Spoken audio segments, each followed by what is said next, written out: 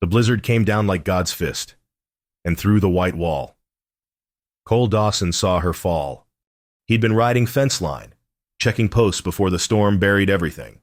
The wind howled like wounded wolves, tearing at his coat, freezing the breath in his lungs, temperature dropping fast. Sky bruised purple-gray, pressing down on the Montana territory like a lid on a pot ready to boil over.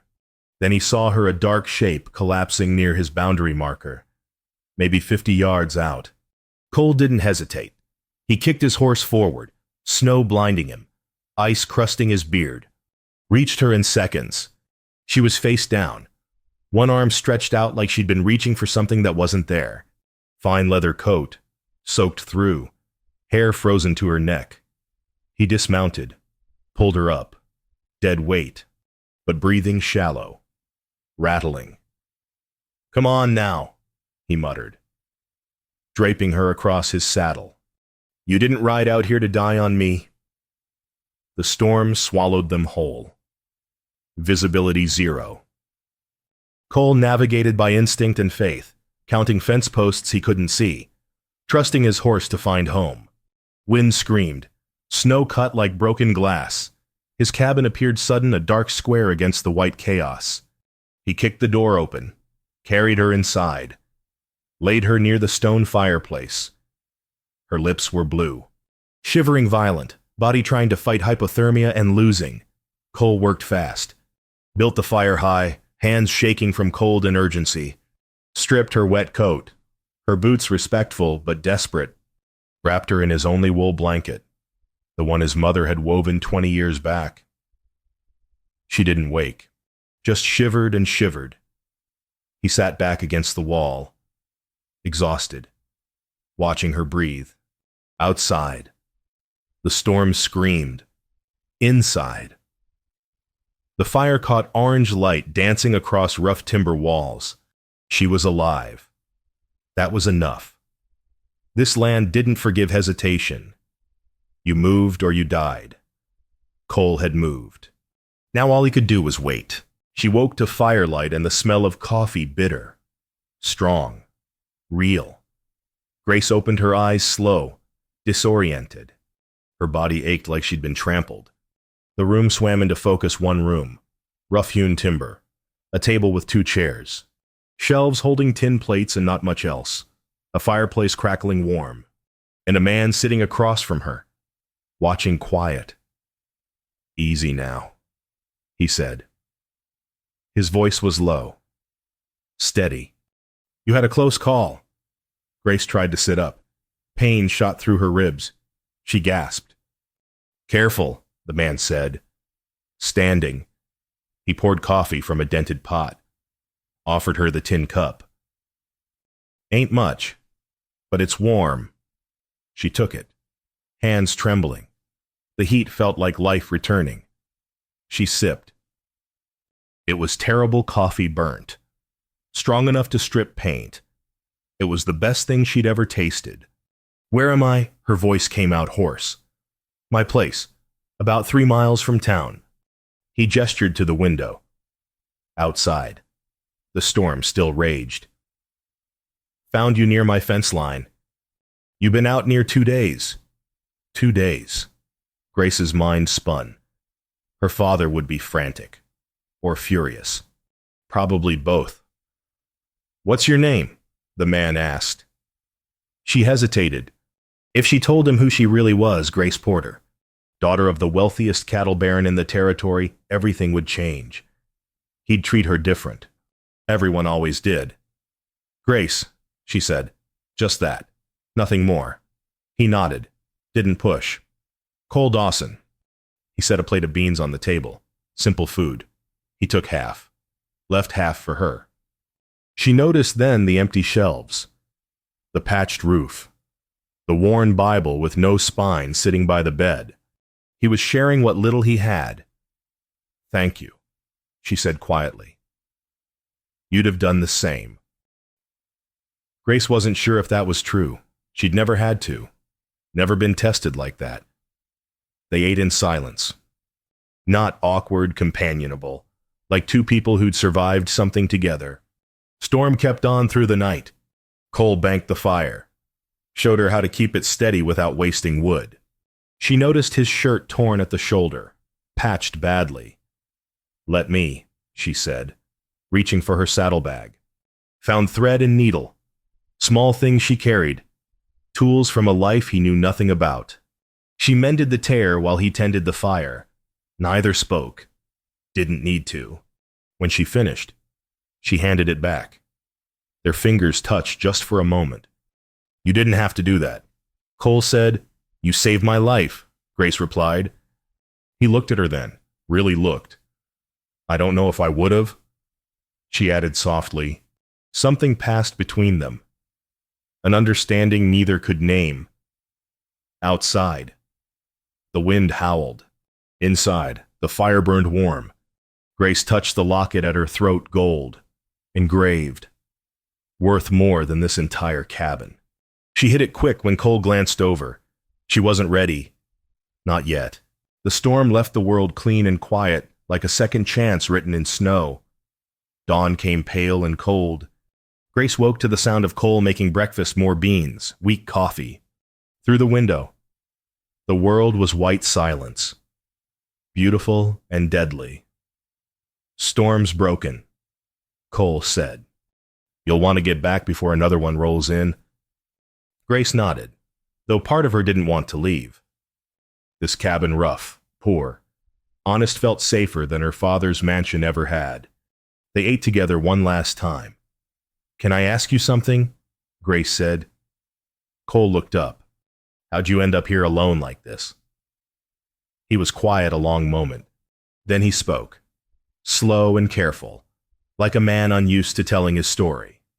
"Lost my folks' land to debt 5 years back. Bank took it all. Now I work another man's cattle, live on the edge of his property. Town folk call me worthless. Landowners won't give me the time of day." He looked at his hands, calloused, scarred. "But I got my word, and a man's word is all the wealth he needs." Grace felt something break inside her. This man, this good, decent man had nothing, and he'd still saved her, still shared his last meal. She almost told him then, almost said, "I'm Grace Porter. My father owns half this territory. I could change your life." But fear stopped her cold. What if he changed? What if this kindness, this beautiful, simple kindness was only real because he didn't know who she was? What if gold ruined everything, the way it always did? "If I could repay you," she started. Cole shook his head. "You don't owe me nothing. That's what neighbors do." She stood, gathered her things. He'd saddled a horse for her, one of 2 he owned, lending it without asking for return, at the door. She turned back. "You let me be the kind of man I want to be," Cole said quietly. "That's payment enough." Grace mounted the horse. The cold bit through her coat. She turned once, looked back at the cabin. Cole stood on the porch, watching. Their eyes held something unspoken passing between them, something fragile and real. Then she rode away. Her hand touched the locket. The secret felt heavier now, like a stone she couldn't put down. Rich or poor, a blizzard buries all the same. But afterward, the world remembered who you were, and Grace wasn't sure she wanted to be that person anymore. News traveled faster than wildfire in a town with nothing better to burn. Grace returned to her father's estate 3 hours later. The ranch hands found her first relieved, then anxious when they saw whose horse she rode. Within an hour, the whole territory knew the Porter heiress had been rescued by Cole Dawson, that broke rancher, the one with no land, no prospects, no future worth mentioning. Town split clean down the middle. Some folks admired Cole's courage. "Takes a real man to ride into a storm like that," old Martha Doyle said at the Mercantile. Loud enough for everyone to hear. Others mocked him. "Probably thought he'd get a reward," sneered Travis Dunn, leaning against the post office. "Maybe marry up. That's what poor men do, wait for opportunity." Grace heard the talk. It made her sick. She tried to send a thank you gift, quality tools, winter supplies, things Cole actually needed. Sent it with her father's ranch hand, orders to deliver it quiet. Cole refused it. Publicly. Happened at the Mercantile. Saturday afternoon. Whole town watching. The ranch hand arrived with the wagon. Cole was there buying grain he could barely afford. Miss Porter sends her thanks, the hand said, gesturing to the tools. Says you earned them. Cole looked at the tools. Good steel. Months of wages sitting there. He shook his head. I didn't do it for pay. Take them back. The crowd went silent. Then Warren Kent spoke up. Warren was everything Cole wasn't: wealthy, educated, entitled. He'd been courting Grace for 2 years, assuming eventually her father would see reason and arrange the match. Mighty convenient, Warren said, smiling cold. You being there when she needed saving. Cole turned slow. His jaw tightened, but his voice stayed level. Ain't nothing convenient about a blizzard. Still, Warren stepped closer. She belongs with her own kind. Dawson, not with charity cases. The Mercantile held its breath. Cole met Warren's eyes. I reckon she belongs with whoever treats her like a person, not property. He paid for his grain, walked out. The tools sat there on the wagon untouched, refused. Gold didn't keep you warm in a storm. Only fire and heart did that. But gold sure made people mean afterward. Cole rode home alone. The tools stayed in town. Proof of the divide wealth created. On his porch. Cole sat and watched the sunset. The mountains burned orange and purple, beautiful and indifferent. He thought about Grace, wondered if she'd heard what Warren said, wondered if it mattered. Probably didn't. Rich folk and poor folk, they didn't mix. Never had. Never would. But for 2 days during a storm, none of that had mattered. And Cole couldn't stop thinking about the way she'd mended his shirt. The care in her hands. The quiet between them that felt like home. He went inside. Closed the door. Outside. The cold settled in. She rode out before dawn. Before her father could stop her, before she could stop herself. Grace saddled her horse quiet, slipped out through the back gate. The ranch hands pretended not to see.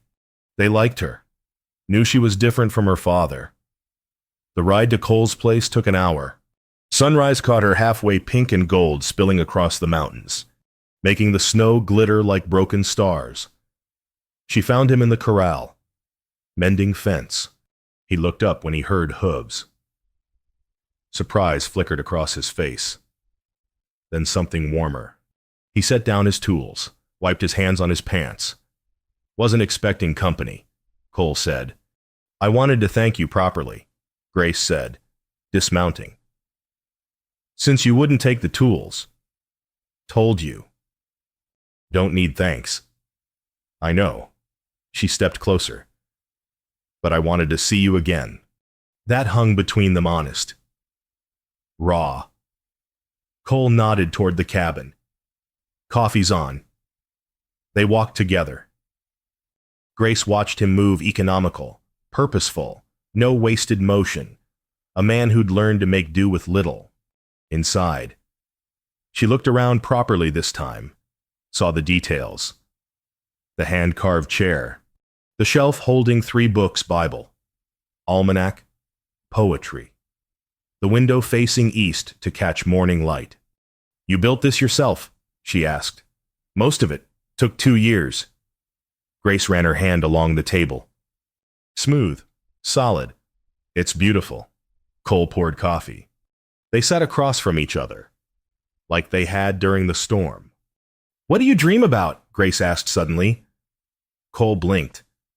What, when you're out there mending fence, riding alone, what do you dream about? He was quiet a long time. Used to dream about land. Having my own place, passing it to my kids someday. He looked at his coffee. Now I just want to be the kind of man worth remembering.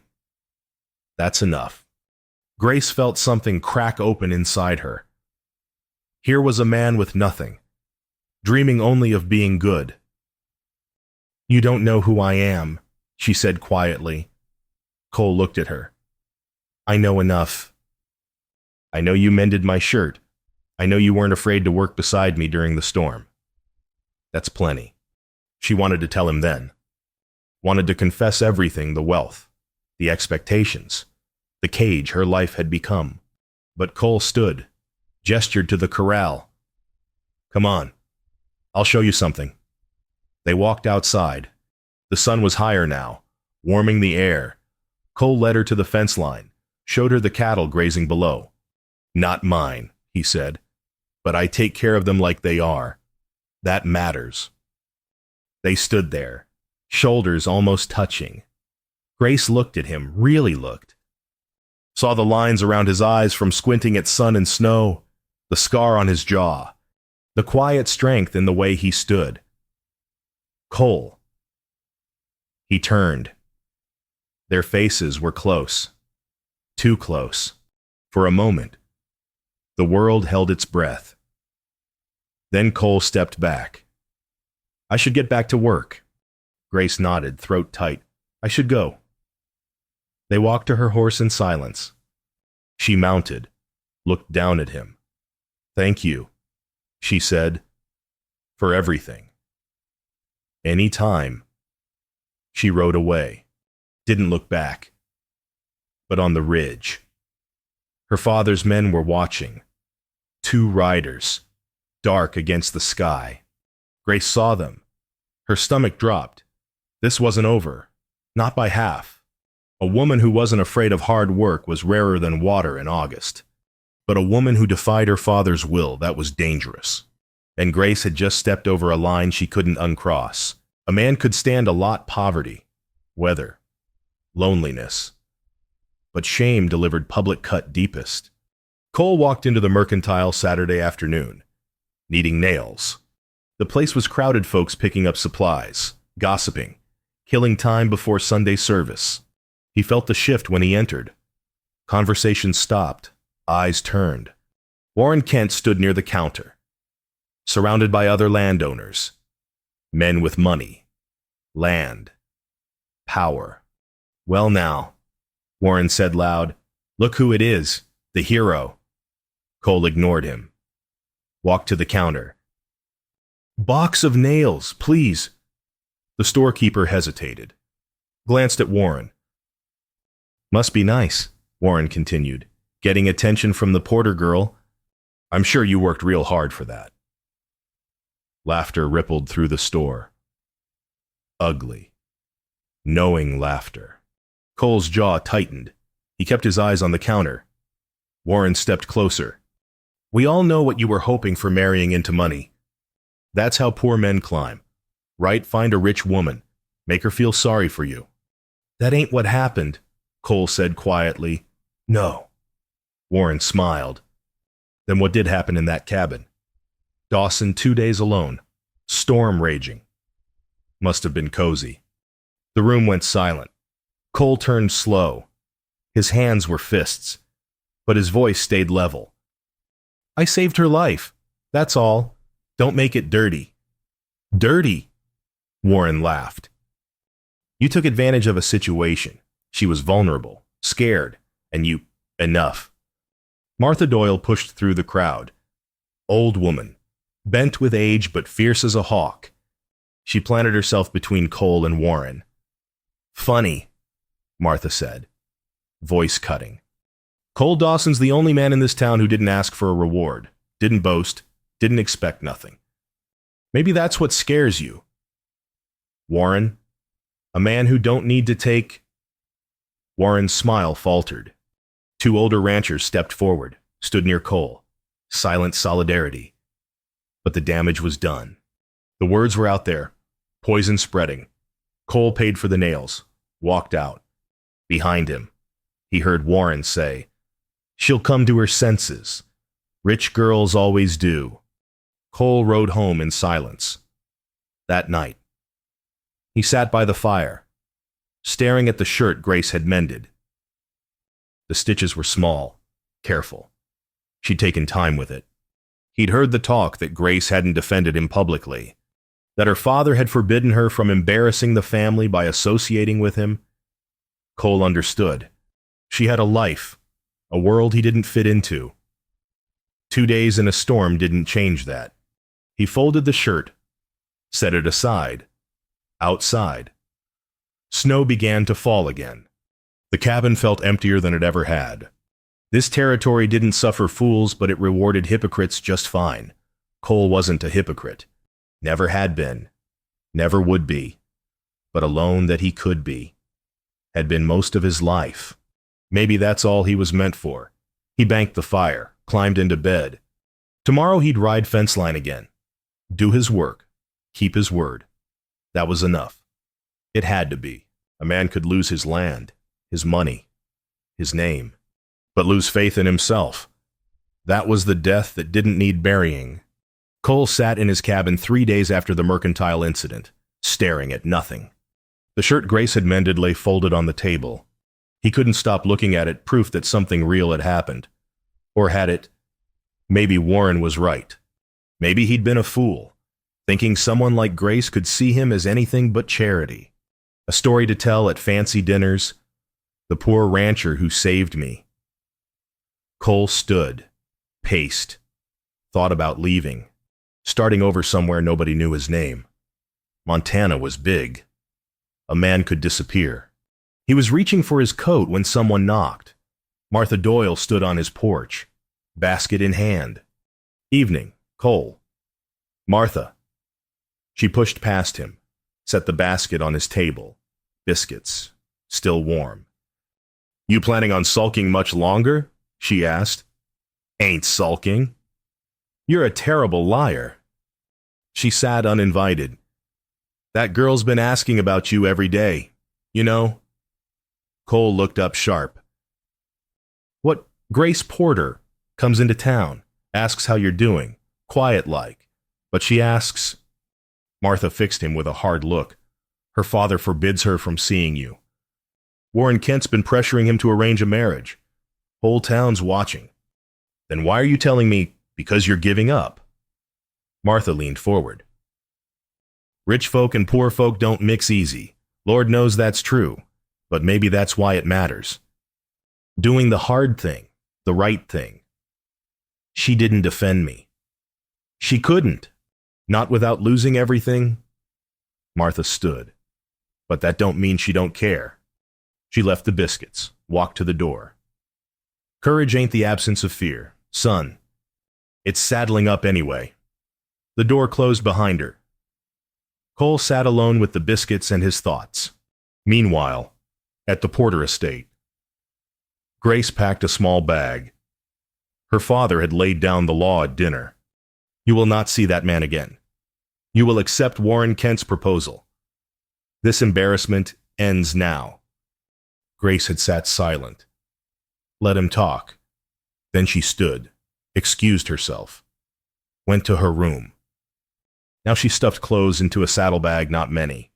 Just enough. Left the jewelry, the fine dresses, took only what mattered. Her father's voice echoed from downstairs. Grace, come down here. She ignored him, climbed out her window, dropped to the ground. Her horse was tied behind the barn. She'd planned this all day. She rode into the night. Toward town. Not toward Cole's cabin, not yet. First, she had something to do. The church was dark. Grace lit a candle. Knelt. I don't know if this is right. She whispered. But I know what's wrong. And staying silent. That's wrong. She stayed until the candle burned low. Then she rode home. Her father was waiting. Where were you? Praying. He studied her face. Saw something there that made him pause. Grace. I'm not marrying Warren, she said quietly, and I'm not ashamed of Cole Dawson. He saved my life when he had every reason to let me die. That's worth more than all your land. Her father's face went red. You're confused. Gratitude isn't love. Maybe not, Grace said, but it's a better foundation than money.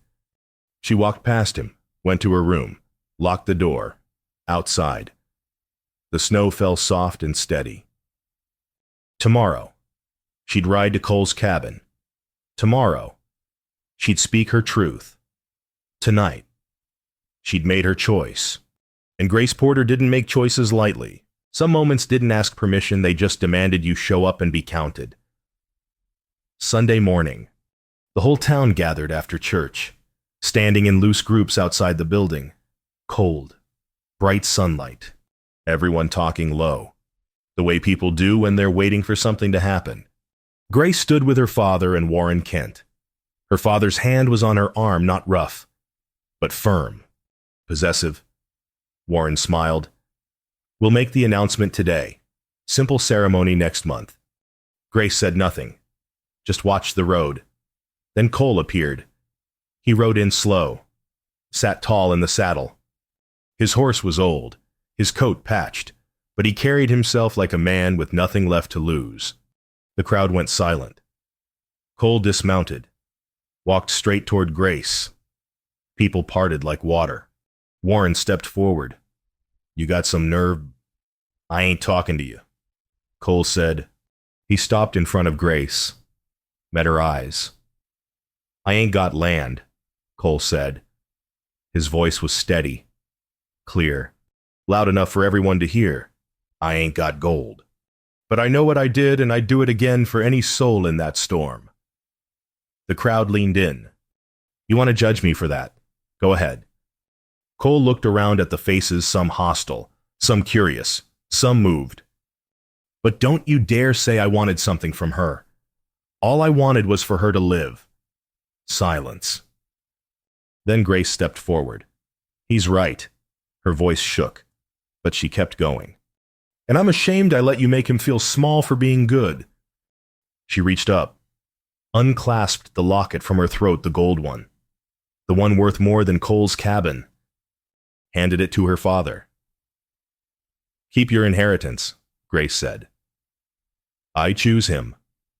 Warren grabbed her arm. You're making a mistake.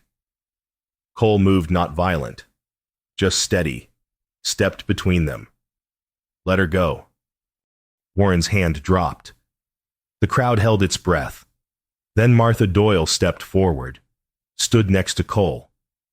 Then the two old ranchers from the mercantile, then a young couple with a baby, then more, one by one, forming a line beside Cole and Grace, silent solidarity. Grace's father looked at the crowd, looked at his daughter. Something shifted in his face, shame, maybe, or the beginning of understanding. You want him? Her father said finally, voice rough. You got him. Don't expect my help. Grace met his eyes. I don't need your help. I need a man who knows what matters. Warren turned and walked away. The crowd watched him go. Cole looked at Grace. You sure about this? More sure than I've ever been about anything. He took her hand. Not gentle, firm, real. Then let's go home. They walked to his horse together. The crowd watched, some smiling, some shaking their heads, all witnessing. Cole helped Grace mount. She settled behind him, arms around his waist. They rode out slow, behind them. Grace's father stood alone, watched them disappear toward the mountains. Martha walked up beside him. You raised a good woman. Thomas. He didn't answer. Just stood there, the locket heavy in his hand. A man's word was his bond, and a town's silence was its shame. But today, the town had spoken, and love, the hard-earned kind, had won. They said a blizzard showed you who a man really was. Spring showed you what he was made of. 2 months later, Grace stood in the garden she'd planted, watching the first wildflowers push through thawed ground. Tiny, stubborn blooms, purple and yellow against the brown earth. Beautiful because they'd survived. The cabin had grown. Cole had built an addition, one room, small but solid. She'd helped frame it, learned to swing a hammer, got blisters that turned to calluses. They'd worked side by side, every nail a promise. Inside, the table held 2 coffee cups, A half-finished letter. A book of poetry Cole was learning to read better. Grace taught him in the evenings, patient and kind. The town had softened. Martha brought meals once a week. The old ranchers offered Cole good work, fair pay, slowly.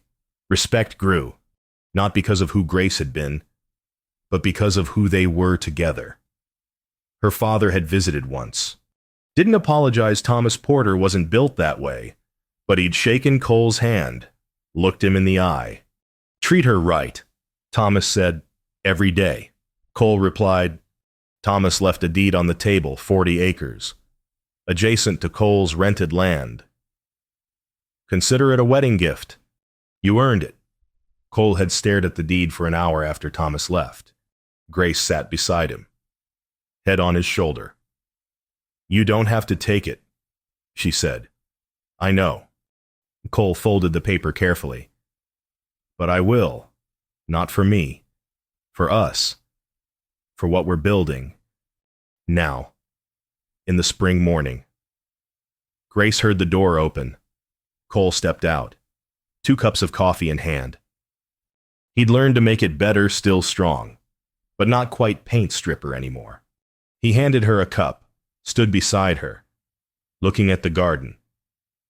Flowers survived, he said. They did. They stood in comfortable silence, the kind that came from knowing someone, truly knowing them. From building something together through cold and judgment and doubt. You ever regret it? Grace asked. Choosing this life.